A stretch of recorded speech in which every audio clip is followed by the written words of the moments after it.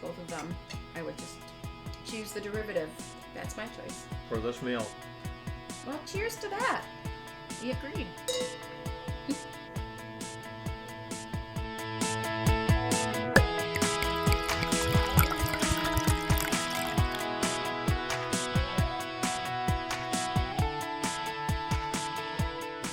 Hello everyone, and welcome to another Vino Yay wine tasting. I'm Lori. I'm Tony. And today we are by the fire, not the patio.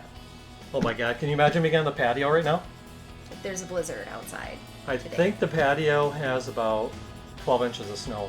It's hard to tell. The wind is blowing so hard, you really can't see it. So we're inside. It's cold.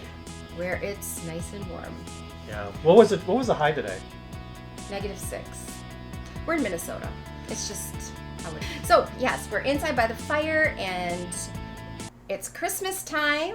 It is Christmas time. Yes. Obviously. Yes. I'm wearing my Vino Yay shirt. I know. Should we have something a little more festive? Well, that's better. That is a lot better. Yes. And look, we have food. We do it, but your necklace isn't on. My necklace. Oh, there we go. And I have a Rudolph. Happy holidays. Happy holidays. So, today what we thought we would do is Lori said she was going to make salmon, and she makes an absolutely awesome salmon packet. Mm-hmm. You want to explain? Poached salmon with potatoes. This one's a little different. I found a different recipe. It has smoked paprika in it, which I have not used before, so we'll see what we think. Okay, so that could have an interesting play on the wine. Sure could, yes. And we weren't sure which wine would pair with it the best. And we've done these food pairings before. So what we're going to do is we're going to compare a White Burgundy, so Chardonnay from Burgundy, and one from Carlisle Winery. And if you saw us, the last one we did back when we were on the patio and we compared a Carlisle and Limerick, so this is the same Carlisle producer. Right. And this one is called the derivative. Which of these wines we think pairs better? Yeah. So I read through the notes, and the winemaker notes, and it looked like the White Burgundy was more acidic maybe, and like has more of that lemon, which should pair very well with the salmon. I would agree. I thought the same thing. And then the derivative. Right.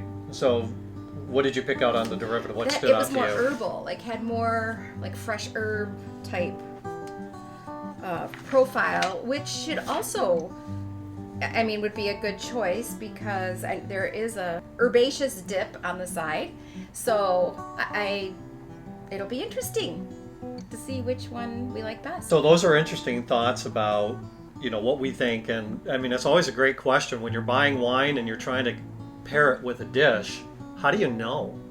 Right. Which you're one standing goes in the with which? store and you're just like, okay, fish, white, but that's not even always true. Especially Is it with salmon. Chardonnay? How do you know which one is going to be the best pairing? Exactly. So it is a bit of a challenge when you're shopping for a bottle of wine if you're trying to think about it to go with your dinner.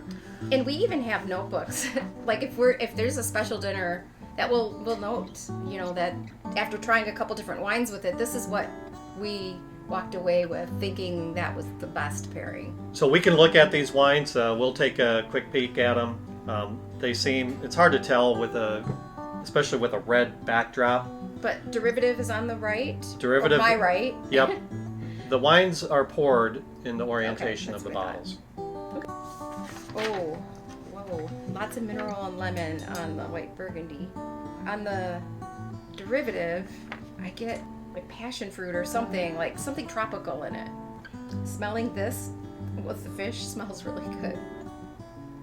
Oh, I get smoke. So that's going to be very interesting.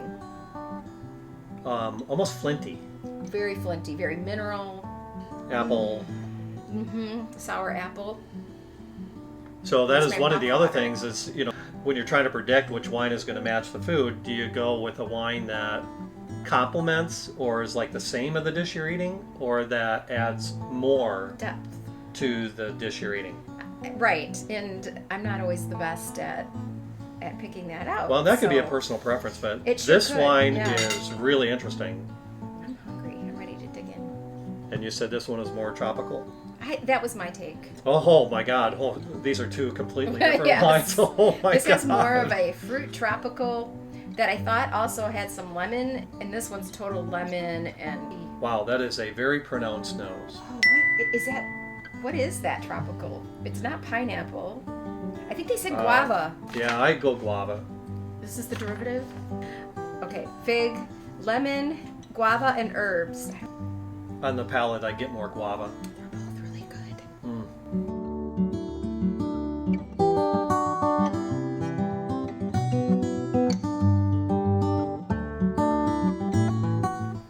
You know, I thought I was going to really like that one with this, but the salmon overpowers.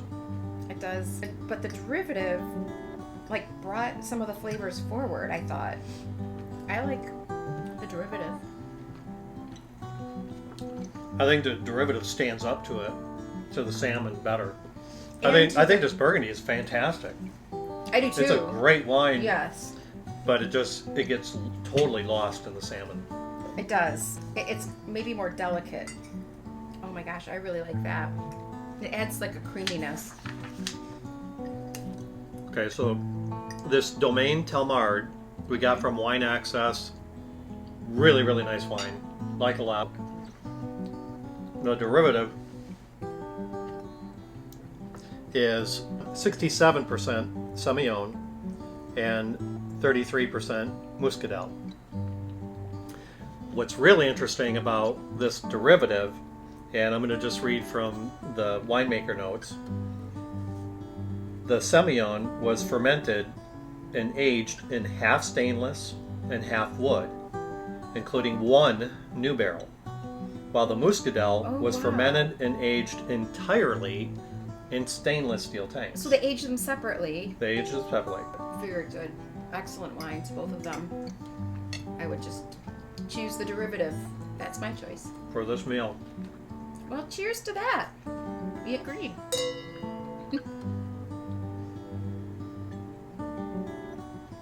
Don't forget to like and subscribe down below. And you can visit us on our website at www.vinoyay.com. Vinoyay. Okay. So thanks for joining us, and we will see you next time, probably by the fire again. And happy holidays. Happy holidays.